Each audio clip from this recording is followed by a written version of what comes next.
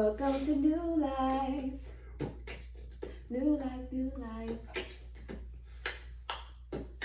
Okay. Human beatbox. Oh yeah, number one, original, the best. The best. What's going on? Well, I just wanted to catch up. You know, we've had some adventures. To say the least. Absolutely. So let's talk about it. What do you want to share? Come on with it.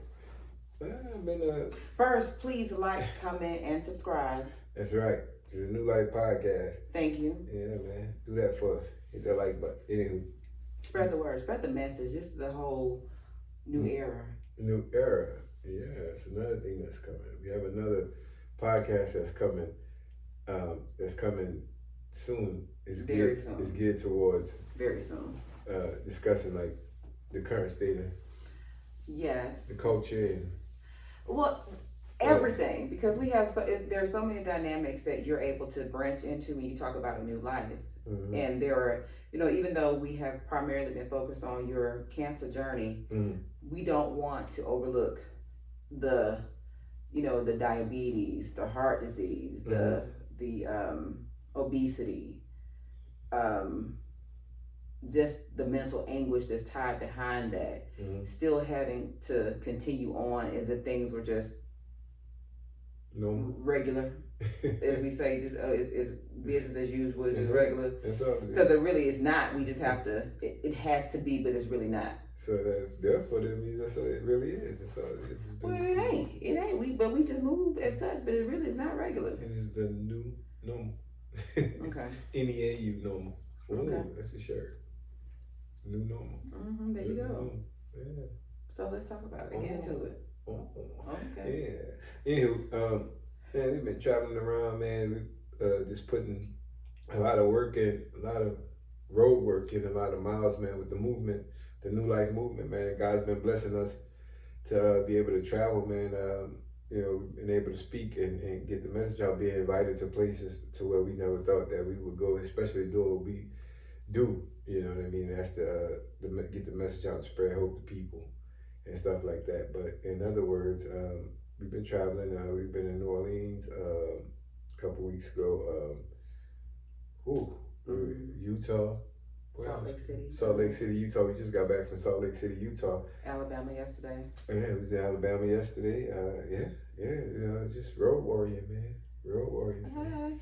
You know what I'm saying? But trying to keep this thing going, man, and giving people hope. And like I said, we was just in Salt Lake, and I don't want to talk too much. He says that I talk a lot when I be talking and stuff like that. I don't want to blabber on, but we had a couple days. It's been a while since y'all seen us, but it's been that way. We should have recorded while that, but we were so busy, and we were in conferences all day and classes all day, and then afterwards I had to leave from that and go and speak a couple places like American Cancer Society Hope Lodge up in Salt Lake City, and a couple other places. And so we just been getting back to the room. We've been pulling like 12, 13-hour days, 14-hour days, stuff like that. So but we just able to sit back on this Easter Sunday, sit back. We've been to church.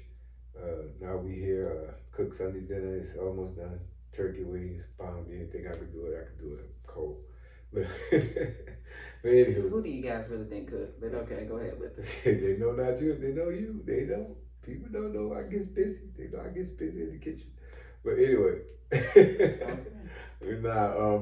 Anyway, like I said, we just been blessed, man, to travel out, man, and get the word out, promote and get this NeauLife movement pushing, man, and getting it to the next level. We were able to go to the Cholangiocarcinoma Foundation, big conference and symposium, workshop, things like that, speakers, all kind of things, and we were blessed to connect and network with people and meet some people, and it changed my life, and inspired my life, and my story and my journey inspired theirs as well. We were like rock stars, kind of like up there, so it was kind of cool with us. We met some rock stars as well. So, but anywho, Miss Dr. Miller, what was your experience like with this whirlwind? Because all you did, I got pictures of you sleeping on the plane and stuff like that, so I got you. Oh, I know you did. Well, if I didn't sleep on the plane, I really wouldn't rest. So my experience was, I really enjoyed the experience. it was uplifting to see so many individuals who face so many challenges, but you would never know it. Right. It's like you carried it with an armor of grace, and armor is heavy. Right. So to just be able to carry that weight, and one of the gentlemen that you spoke with was saying, "Oh yeah, you know, I got to go into surgery on Tuesday," but here you are today, literally a walking testimony, knowing what you're getting ready to face. And I remember I asked him, I said, how you feel? He said, right now I'm okay, but I'm scared shitless. And Basically.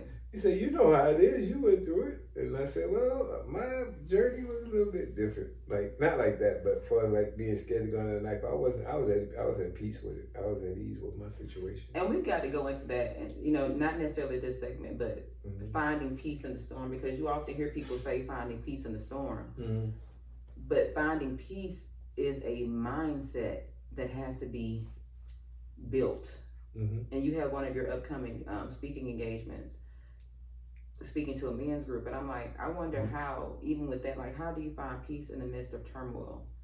You know, because of course it's a form of acceptance, but you know, you say you're at peace, but are you really?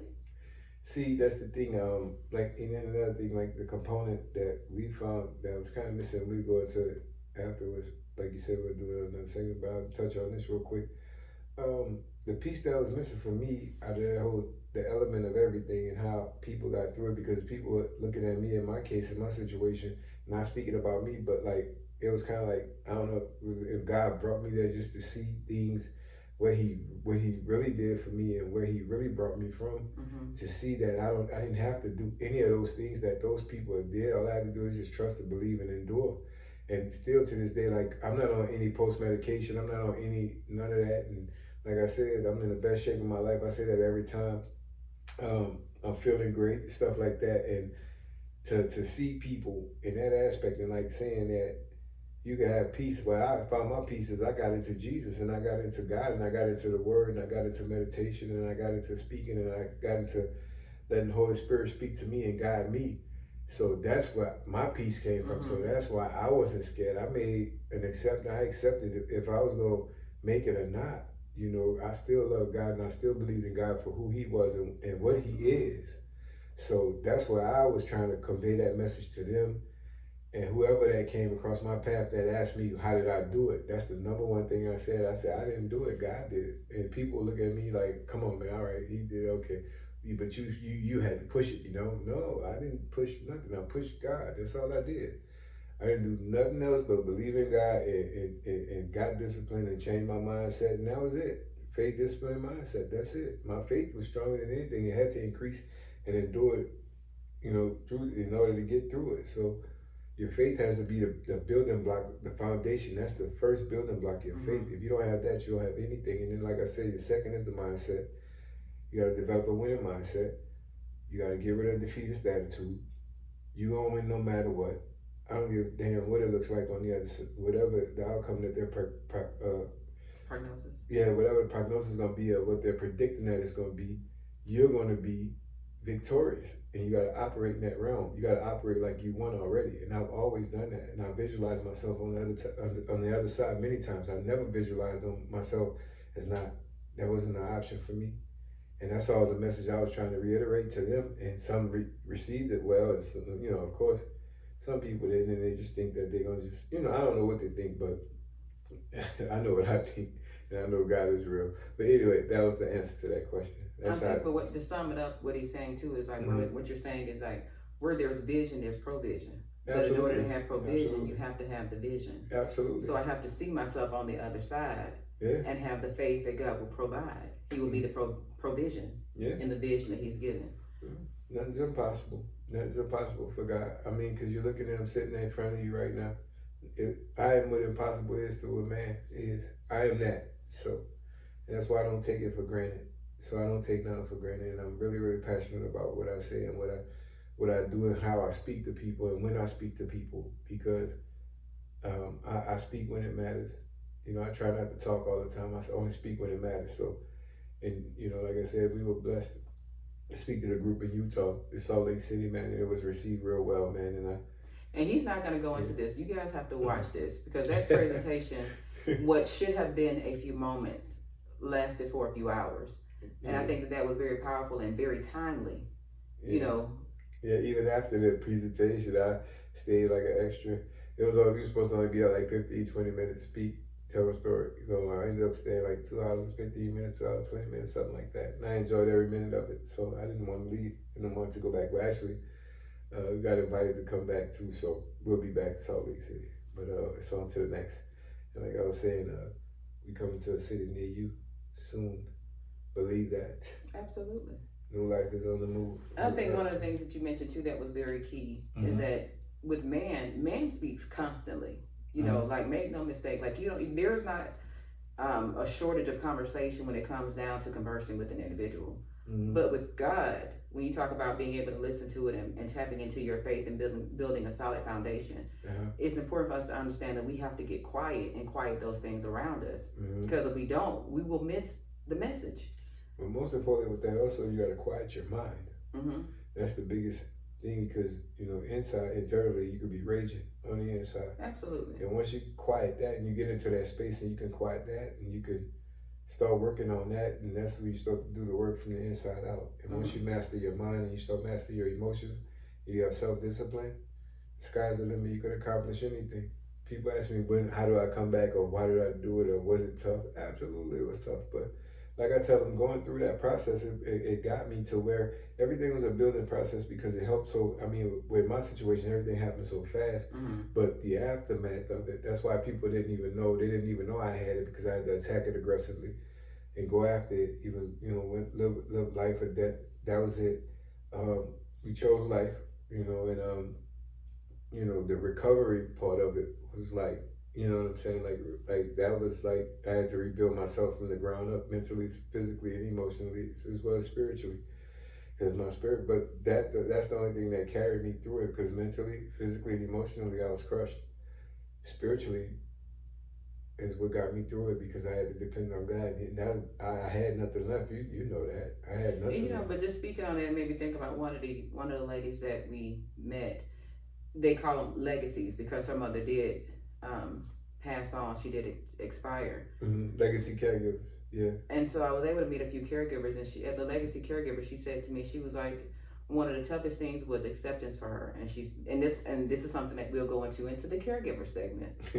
But she mentioned, like you said, you chose life. Some people are tired, and she told her daughter, her legacy caregiver was, I'm ready, you're not. And that was very simple. And just to say, I'm ready, you're not, was something that even as a caregiver, when you go through those transitions, you have to be willing to do whatever you have to do on behalf of that patient. You know what I'm saying? So, but anyway, we'll get into that because that's a whole nother situation. That's a whole nother show, period. Whole nother show. Yeah. So we have a few segments, but before we even wrap up, overall, what you want to say? I just want to say, man, just keep looking out for us, man. We're not stopping. This is not stopping. Listen, when you see us, like we take a pause and like sending content out, we have, listen, we have enough content to last for the next 2 to 3 years with this journey that we haven't even released yet. So we're just trying to come on in and tell you all, keep rocking with us, man. We working. It's when you don't see us for a couple of weeks or whatever, we always give you a little something. But behind us, we are working. Yes. So don't think that once we get a consistent videographer, not a videographer, because we can do it ourselves now. There's a lot of stuff that we're learning, but once you get a consistent editor and somebody that can put the stuff out, because I don't know any of this stuff, and I'm learning it like a baby, but sometimes God, tells you, this is like NeauLife is my baby, right? So some things I'm just like, oh, well, you go ahead. No, I got to do this from the ground up, from the floor up, from everything up, brick by brick by brick by brick. And that's some things I wasn't computer savvy. I had to learn to be. I didn't know how to do a lot of stuff, sending, voicemails out and all that stuff and answering emails and stuff like that. I had to forward and get stuff like that. I'm learning all that stuff. So PowerPoint presentations, all that's coming. Everything's coming. We're working hard, trust me, continuously. Overnight, over everything. Plus we live in our regular lives as well. So we got things to do in that aspect. So that too. So, but with that being said, we coming, man. We gonna blitz you. When we blitz you, like we said before, it ain't stopping. We ain't never stopping. We ain't stopping until the casket drop. And listen, I already beat that once already, man. So we ain't going nowhere. Thank you for joining us for another episode of NeauLife. Remember, like, comment, subscribe, share.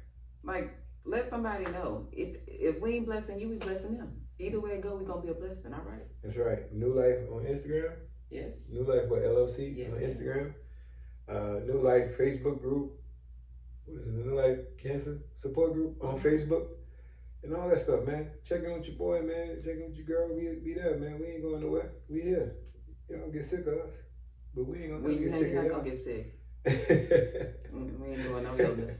No illness. It's not like that. But you know what I'm saying. But we gonna promote this message, man, of hope and survival and perseverance, man. So let's get it, man. Cancer. NeauLife for life. Life.